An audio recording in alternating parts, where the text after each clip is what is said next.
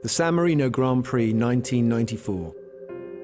A sporting event became the focus of a global news story, and this small town in northern Italy was the setting for a series of events that stunned the world. 20 years on, I'm making the journey back to Imola, recounting the events of a weekend that shocked the sport I'd grown up with, devastated the team I was part of, and ultimately changed the course of my life.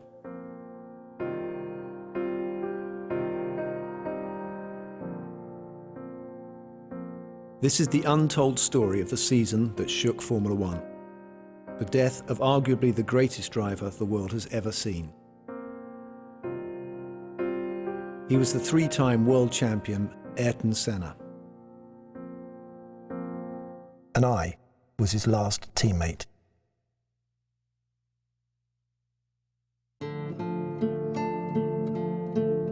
I suppose I'd harboured hopes that it was going to be serious, but they'd sort him out and he'd be okay, maybe some recuperation. But so it was a bit of a shock to be told that he was already dead.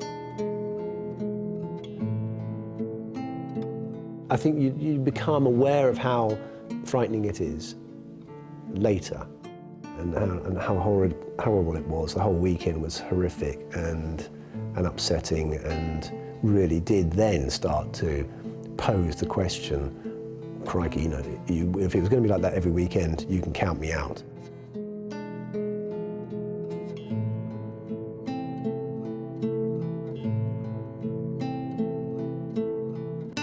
I haven't been to Imola at all, because there hasn't been any reason to, because since I stopped racing, so '99 was probably the last time. The meaning of the word Imola since '94 has always carried with it the memory of the tragic events of that weekend in '94. So it's been tainted, if you like, in some sense, which is a real shame, because it's a classic track, it's a classic venue, it's in Italy.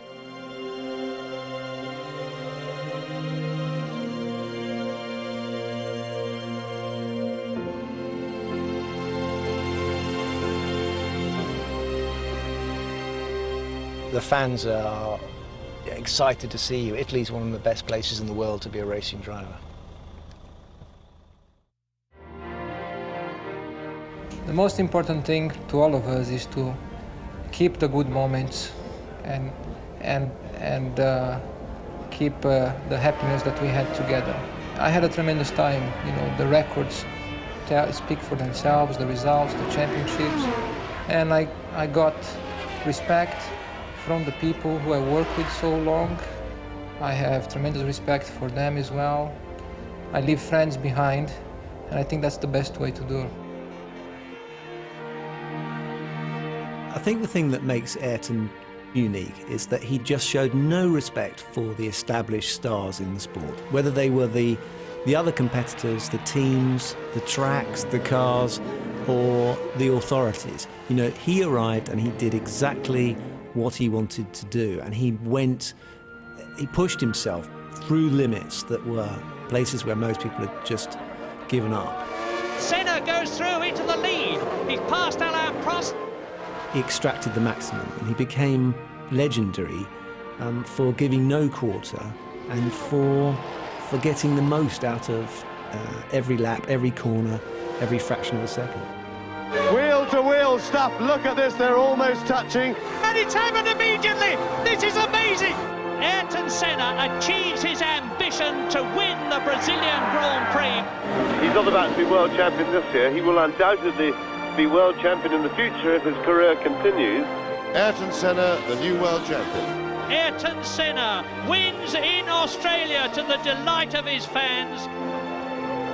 I was on the podium in Australia in 1993, which was the last time that Ayrton Senna and Alain Prost were also on the same podium. I think Ayrton had suffered quite a long time in McLaren, split with his loyalty towards the team, but also his desire to win. And he saw his arch nemesis, Alain Prost, cleaning up in the Williams, and wanted and presumed that that was going to be the place to go. So he wanted to go to Williams because he wanted to win another championship and win more races, and ultimately come out ahead of Alain Prost. I think it was pretty clear that Frank had invested a lot, the sponsors had invested a lot in getting Ayrton. So Ayrton was a 3-time world champion, and I'd only won 3 Grand Prix. Yeah, I think it's reasonable to assume that Williams thought, as did Ayrton, that things were going to progress as they had done in the previous seasons with a lot of wins and world championships, more world championships. They were the team to go to. This is where Grand Prix 1994 is go. Interlagos, a circuit to dream of. The ideal venue for the start of a new World Championship season.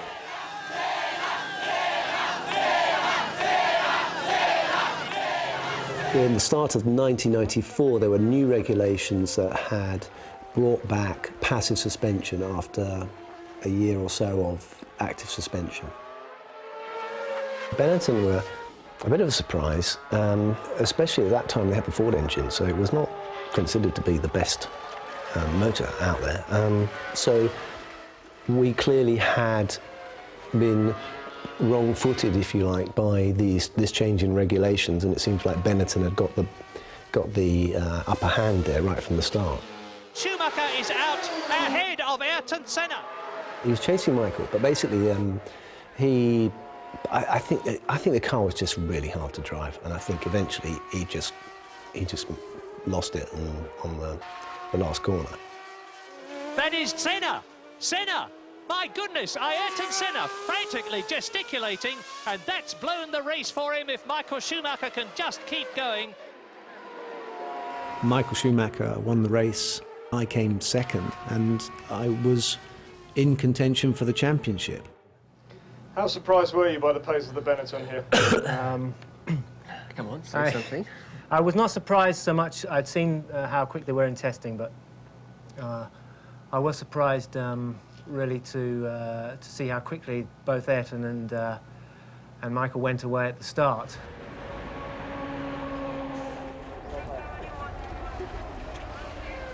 In Aida, Ayrton managed to get the car on pole position. It was still quite difficult to drive. For me, it was a case of inching closer if I could, and keeping the gap to a manageable amount. But from time to time, Ayrton would pull out a huge chunk, and using all his innate skill, which really would wake me up to the size of the challenge. And it is go. Yellow flags waving in the background, and straight into the lead goes Schumacher. Olivier Panis has stopped, and a spinner there. That is Senna, and he's rammed by Larini. He was squeezed out of the first corner, and he spent a bit of time down there listening to the Benetton as it went past, and concluded that there was what he regarded as unusual noises from the engine. And so I think there was some discussion from that point on as to whether the Ford Benetton had got some special tweak that was giving them an advantage. So from that point onwards, it was a matter of discussion.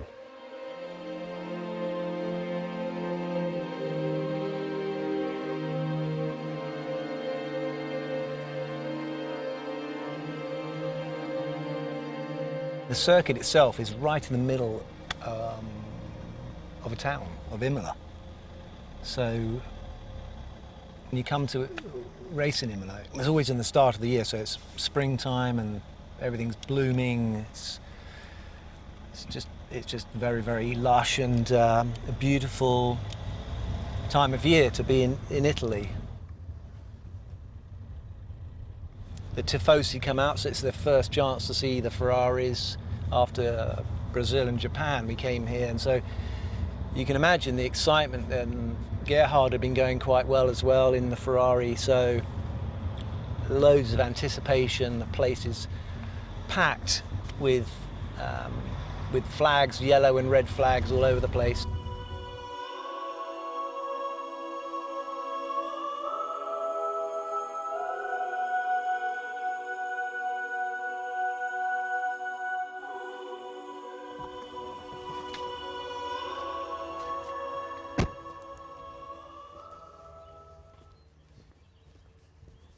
So this part of the circuit's different slightly to what it was, but the hill's still there and the layout's pretty much as it was.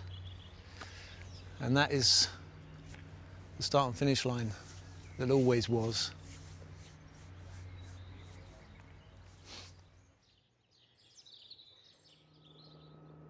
I think we started the season thinking we were going to be the people to beat, and so this was a little bit of a surprise that Benetton were in the frame. But we knew that there was work to do and we were ready to do it. I'm pretty sure that we all went to Imola thinking, right, we're going to start winning now.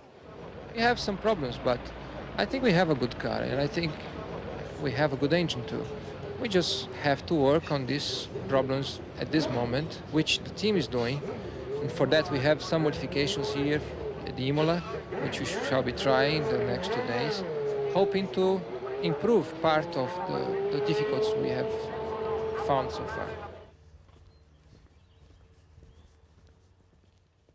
So it's Friday morning, everyone's just settling in, looking forward to a great weekend, and suddenly, bang, Rubens's car goes flying into the catch fencing. Everyone takes a sharp intake of breath and watched in horror. His car appeared to be going into the grandstand, but it threw Rubens back onto the track, and he came to rest upside down before the marshals tipped him over rather roughly, and we waited anxiously to see whether he was going to be all right. And that was just Friday morning.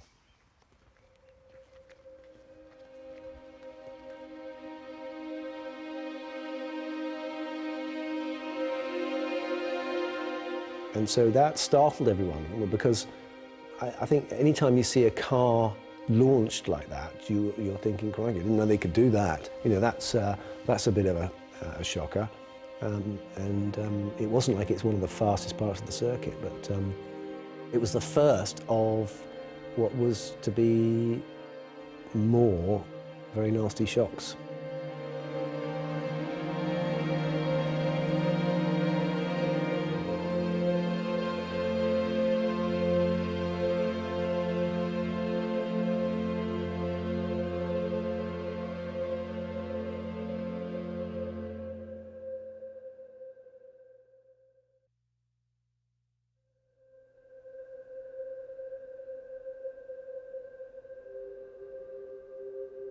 The San Marino Grand Prix 1994.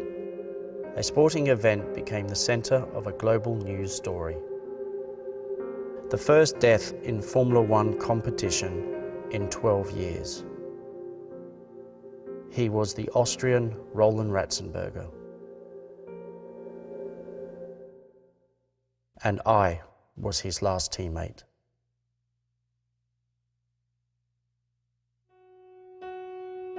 One of the things I remember about Roland was his smile, and you know, he was so happy being on a Formula One grid. That's what he always wanted to do, and I'm sure there were times in his career he never felt it was going to happen. And you know, he went to Japan and back to Europe, and you know, and all of a sudden, bang, he's here in Formula One, and he deserved to be in Formula One. He was a very good driver. Roland Ratzenberger makes his Grand Prix debut for the new Simtek team. As a small team, we clicked really well because we were up against it, to be honest with you. We were trying to survive. We needed to work as a team, otherwise we weren't going to survive. Coming here, you know, we felt we had a fairly reliable car, which was important. It wasn't particularly fast, but at least it was reliable enough to us to learn about it and try and maximise what we had.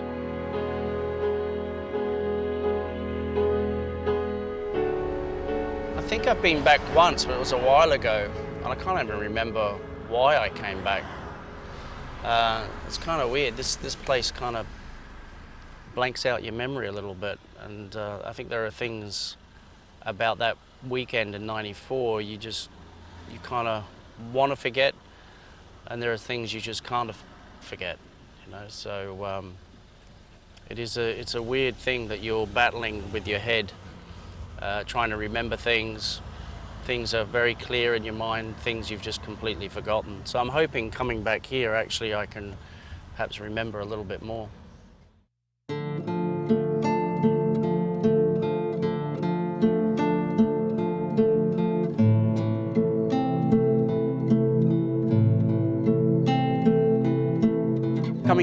to Saturday, the mood was, well, obviously people were sort of still thinking about Ruben's accident because that was such a violent one. That, but then again, you know, everyone's focused on the day in hand, and qualifying is coming up. He hit the wall so violently up the end there at over 300 kilometres an hour. He had very little hope, to be honest with you. He hit it so hard, and he came down here to arrest. I knew it was Roland way back there because I saw some bits on the track, and obviously by the time I came round, I could see it was him. Looking in, you know, I really wanted to see, was he okay? You know, and what I saw, I realised he wasn't. For me, I just knew he was gone.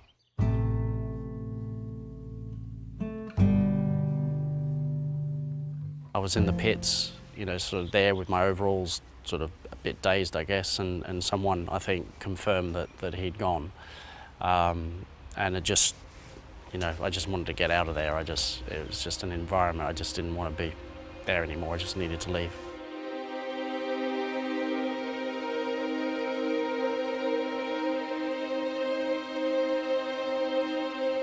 But I think of all the drivers who were affected, I mean, clearly he was your teammate. The whole team is shattered by what's happened. Oh. But Ayrton wanted to go and find out more. He went down to see Roland's car. He went onto the track. He was with Sid Watkins. Mm-hmm. He wanted to understand what had happened, and he started taking on that responsibility to find out as a racing driver what this was all about. And he was affected quite deeply. I think it's quite clear that he was affected very, very deeply by what had happened. Well, you were quite close to that, so, you know, being his teammate, you would have seen that. You know, I stayed in the garage. He jumped in a car, and then there was some sort of question as to whether or not he'd broken some regulation by going out onto the track in a, you know, such was the environment at the time that, you know, people were concerned about whether or not he'd broken some rule. I mean, this is ridiculous. Yeah, I'm not sure he cared. I don't think he cared, No. and he quite rightly didn't care. No. He had a right to go and have a look. He was a senior driver, 3 times world champion, and he wanted to go and see if anything could be done, or what needed to be done, or what needed to be understood about. And this is on top of Ruben's accident the previous day, and now we have a fatality. Yeah.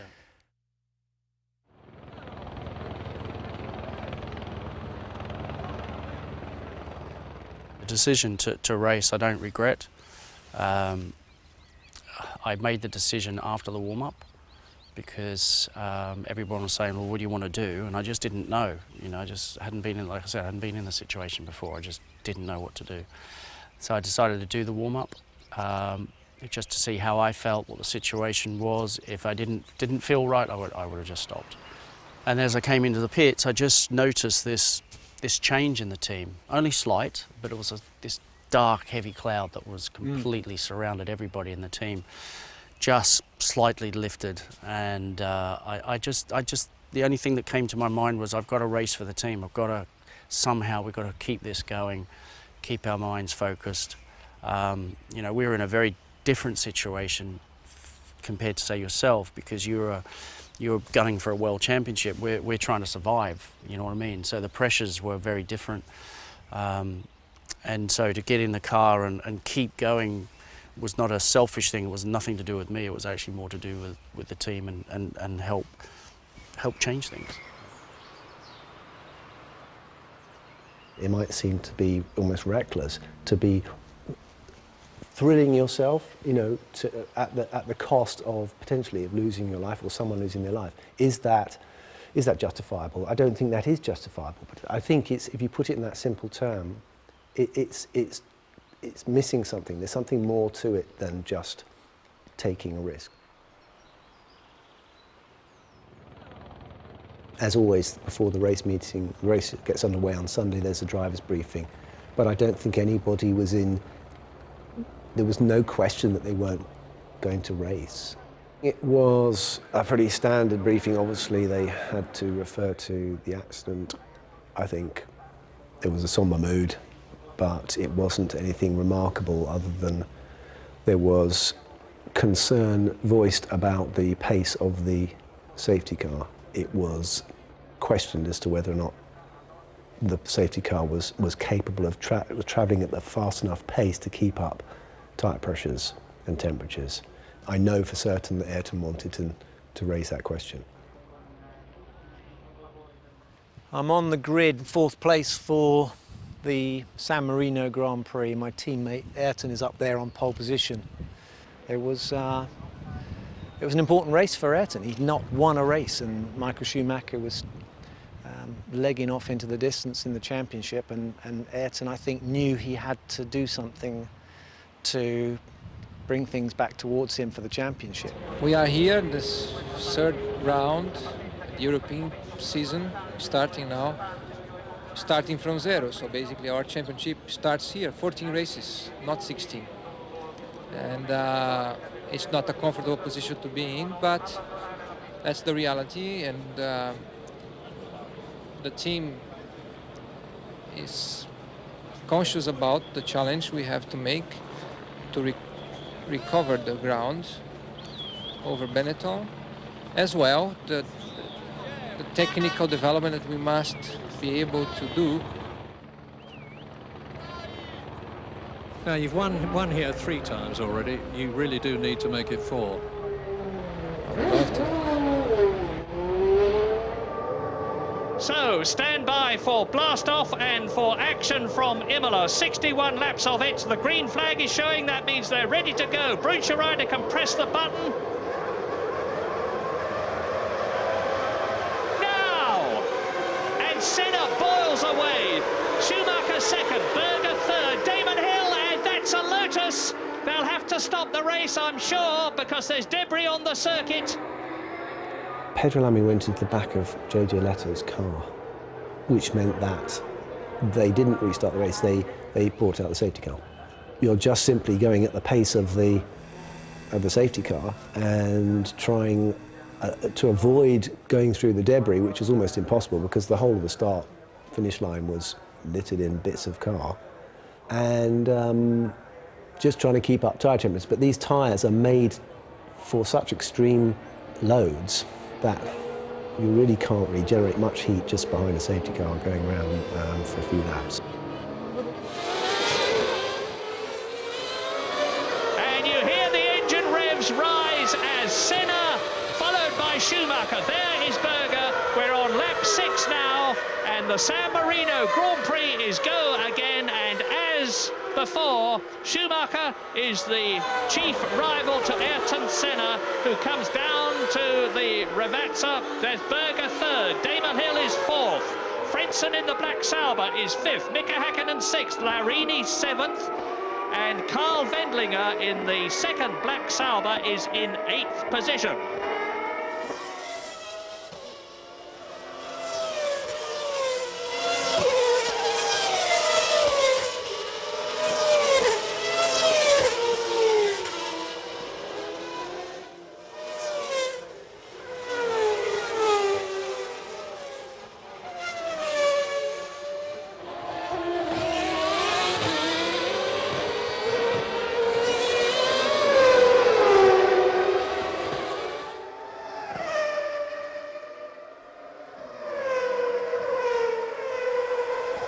Senna, my goodness, I just saw him plunge off to the right.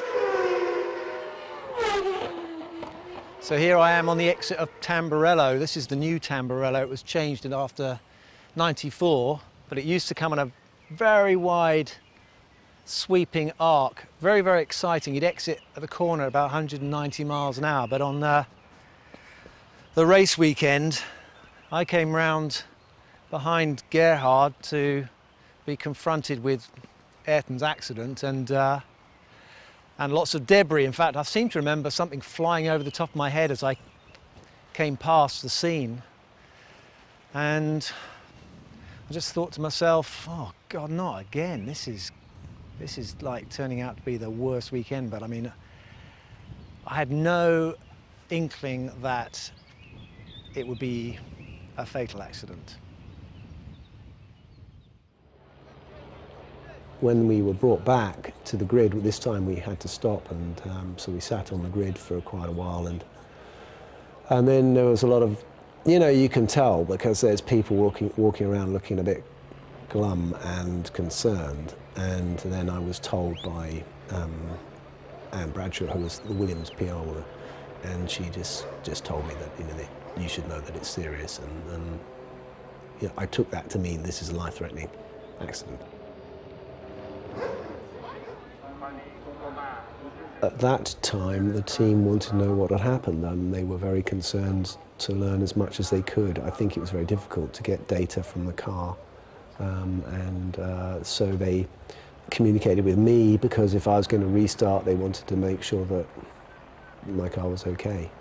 So we did just some checks, and I think they concluded that they hadn't got anything that indicated there was anything wrong with the car.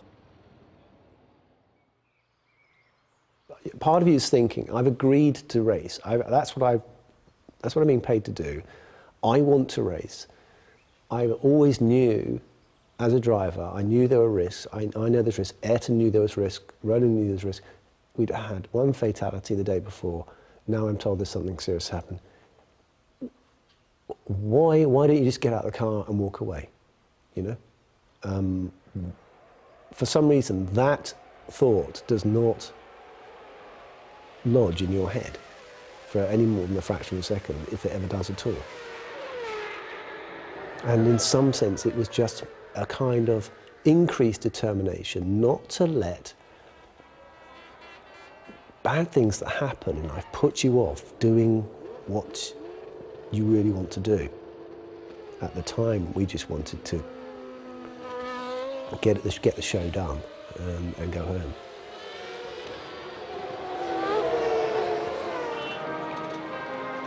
Everyone was devastated. Everyone was in total shock and horrified, and I think very, very concerned that it was something to do with the car.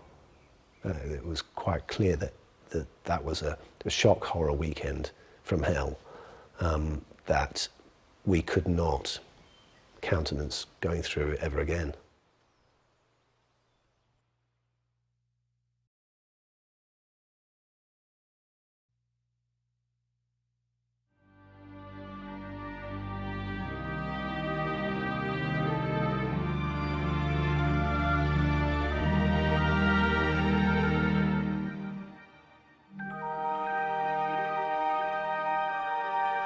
I definitely think in Ayrton's case that he totally put his faith in God, and whatever would be God's will, and he just got on with his job.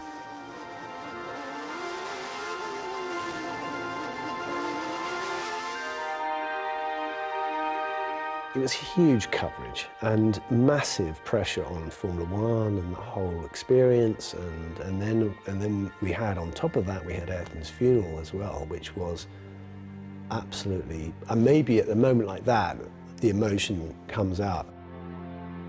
I was encouraged to go by Jackie Stewart, and I spoke to Jackie about it on the phone, and I said I didn't want to go, and he said, you must go, you've got to go, because you'll always regret it if you don't go.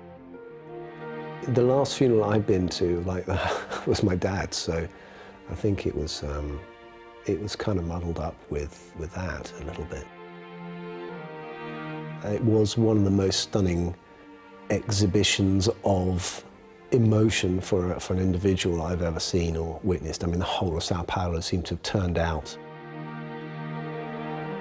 I don't think any of us had any idea how important Ayrton Senna had been to Brazil.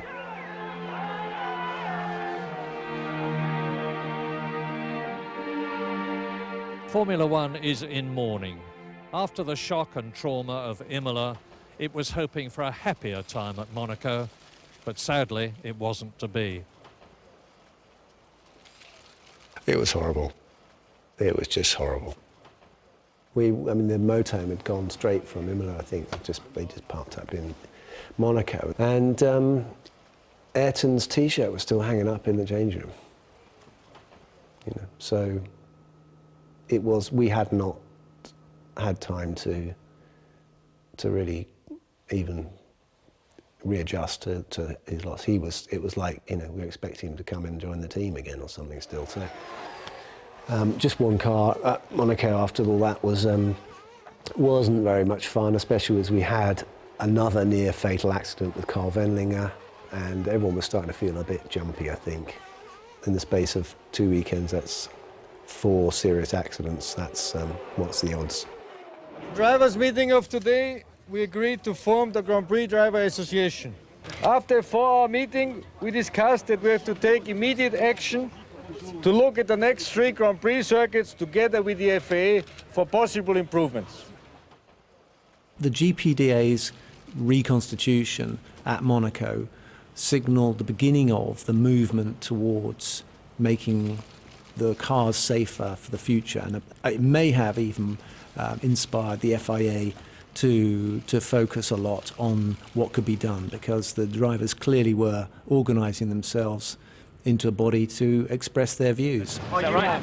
We had a very constructive meeting, and hopefully we can contribute to as the statement said, hopefully we can contribute to safety in Formula 1. How can they reduce the speed? If none of those accidents happened, this track would never have changed so quickly, and other tracks would never have changed so quickly. But you had Piquet going off at Tamburello. He flew into the wall in unabated pace, and he survived. You had Berger's crash, yeah. Turned over, caught fire. You know, so I think there was already concerns about corners like that. Gerhard tells a story of how he went up to that corner with Ayrton, I think, and they were looking at what could be done to make it safer, and they looked over the wall and they saw there was a river, so they knew there's no way they could move the barrier back. Yeah. And the ultimate solution after was to stick in chicanes and lose Tamburello forever. Yeah. I mean, I'm conflicted.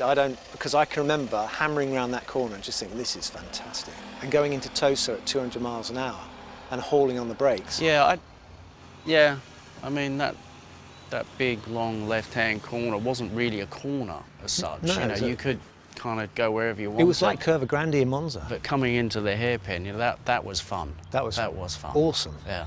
I mean, the cars had so much downforce, and you could haul on the brakes. Well, yours really did. Mine did. Yeah. Mine not so much. Horsepower and brakes. Yeah, exactly. And so that was all good fun. And of course, but there's a price to pay for that, isn't there? Yeah. It's tough for Damon Hill. Just as his father, Graham, had to lift Lotus in 1968 after the death of the great Jim Clark, so Damon now has to replace the great Ayrton Senna. It was an inspiration, if you can call it that my dad kept it together and pulled the team together after the loss of Jim Clark in Lotus. And I thought, well, come on, son, you know, somebody needs to pull this one up by the bootstraps, because we can't just let this, you know, defeat us. And so, yeah, I definitely wanted to lift people's spirits if I could with results. This is it. He is now dropping down the final descent to the final corner of the Spanish Grand Prix, which Damon Hill wins. Patrick and Frank gave me a fantastic opportunity, an opportunity of a lifetime to actually be a test driver, let alone be a Grand Prix driver. So they had put their faith in me. I don't think they'd ever seen me as a candidate, potential #1 candidate. And by this tragic default, I was in contention for the championship. The relief and release for you must be enormous. You've lost your great team leader, and now you've got someone to help you in the team. Do you feel better about things in general? I feel a lot better. I mean, it's a 10-ton weight off my shoulders, and it's been very difficult realising how much the team has been through, how much the team wants to win, how close we came with Ayrton, and Ayrton never scored a point, never finished a race for the team.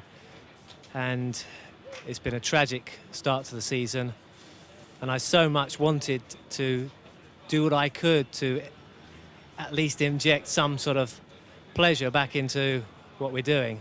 And so this, you know, this win is important as much for the team as it is for Ayrton and his fans to make everyone feel happy again. We had the equipment that could do it. We needed to work on making this car work, and we slowly whittled away at things. But all the time, you know, it was always tinged with the kind of the poignancy, really, that, you know, we can carry on, but nothing's going to bring back Ayrton, and we're going to have that hanging over the season. Really, was just what happened. On Adelaide's magnificent street circuit, the two men who have dominated the championship all year, Germany's Michael Schumacher and Britain's Damon Hill, start the Australian Grand Prix separated by only 1 point. And one of them must finish the day as the 1994 World Champion. Schumacher's off, Schumacher's lost time, Yeah. Hill goes by. Oh, out goes Schumacher. The German is out of the Australian Grand Prix, and Damon Hill only has to keep going to be world champion of 1994, but can he keep going? I'd given it my all, I think, that season, and we were all pretty exhausted emotionally at the end of it, and disappointed. You know, I think it was a tough season. We wanted to win it for Ayrton, really, and it wasn't to be. For me, it was always clear that I'm not going to win the championship, and it's Ayrton who is going to win the championship.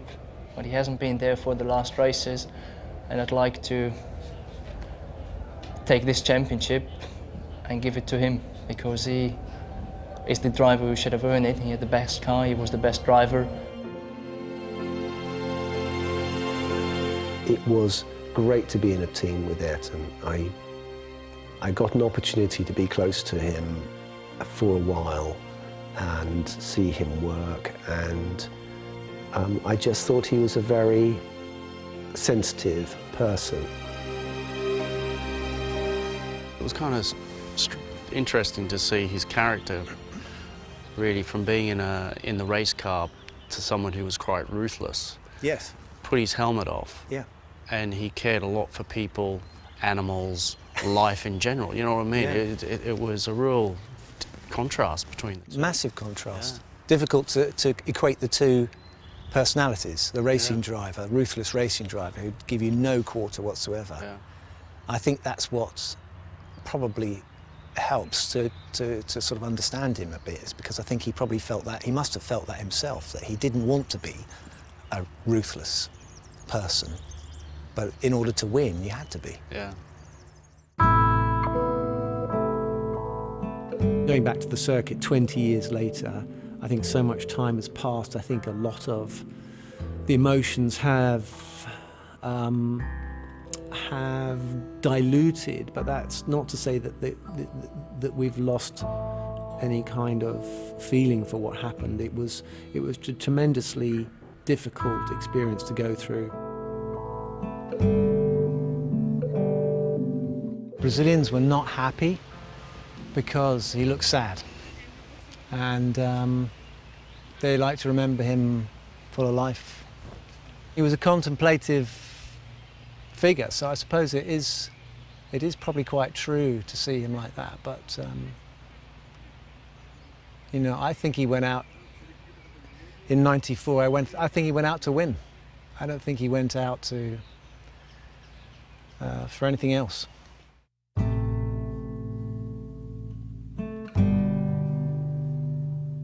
Just wanted to come down here and just show some respect and say, you know, I haven't forgotten. It's strange because I know I've tried to block a lot of the emotions and feelings that kind of went on there. But, you know, just thinking about it, being here in this very spot definitely starts, you know, all those things start coming back again, and you just feel heavy, quite somber, sad. Yeah, it was, you know, the whole weekend was really bad. But for us, you know, we lost a teammate, we lost a pal, you know, and Formula One paddock lost two great drivers. You know, we never saw how great Roland could be, but you know, he got there, he got to his dream, and he was happy. You know, if anything, he died happy. You know, because he was in a Grand Prix car.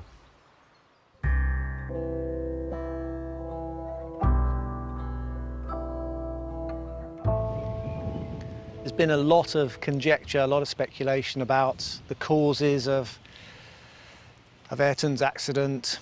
A lot of that speculation is centred on the integrity of the car, but I'm convinced that Ayrton was completely happy with the car that he was going to be racing the following day, and I know this because he spoke to Georgie, my wife. She was with him actually on race day, and he was having a conversation, and he reassured her. He said that, you know, Damon will be okay because the Williams is a good car, and that certainly was my view of Williams, and I still to this day do not believe that the accident was caused by anything to do with the integrity of the Williams car.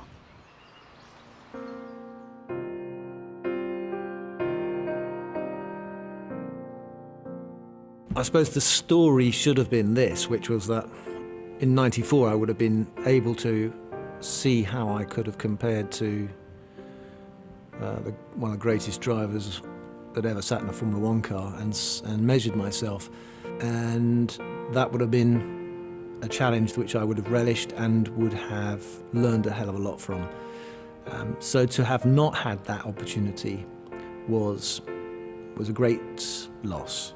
The difficult thing to acknowledge is that because I didn't get that chance, I was handed an opportunity to be in contention for the World Championship. So I gained an awful lot from Ayrton's death, and it put me in the limelight. It put me in the position of taking the challenge to Michael. It went on to become one of the most contentious and highly debated sporting seasons in Formula One history, and I have to acknowledge that I benefited enormously from that season. But it was all really because of the loss of Ayrton, so there's a very uncomfortable feeling about any satisfaction or any kind of claim that I might make on the 1994 season. I sincerely believe that if he had lived, it would have been very much about Ayrton Senna and not about me and Michael Schumacher.